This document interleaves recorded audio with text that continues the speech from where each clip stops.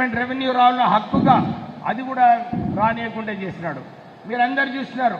నేను బీజేపీ పార్టీలో ఉన్నప్పుడు కూడా నా పెద్దపల్లి పార్లమెంట్ కాన్స్టిట్యున్సీలో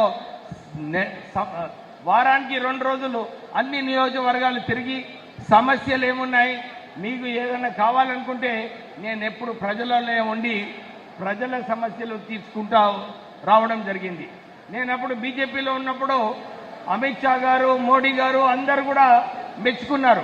కానీ మీ అందరు తెలిసిన విషయమే, బీజేపీ అప్పుడు టీఆర్ఎస్ ఇద్దరు కలుసుకోవడము నాకు నచ్చలేదు. ఎందుకంటే నేను టీఆర్ఎస్ వ్యతిరేకంగా కొట్లాడదామని చెప్పి నిరంతరం పోరాటం చేయడం జరిగింది.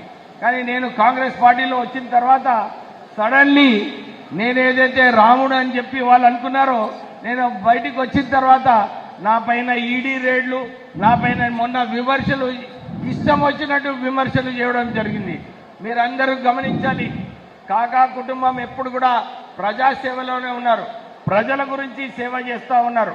మీ అందరూ కూడా ఇదే గమనించి మీకు భరోసా ఇస్తున్నాను. వంశీకృష్ణ తరఫున మీరు వంశీ మీతో ఉంటాడు, మీతో కలిసిమెలిసి ఉంటాడు, మీ సమస్యలు అనుకుంటాడు.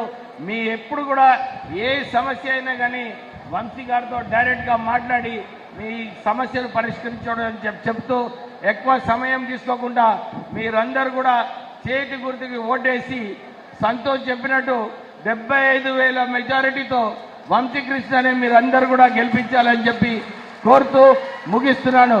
జై కాంగ్రెస్, జై కాంగ్రెస్.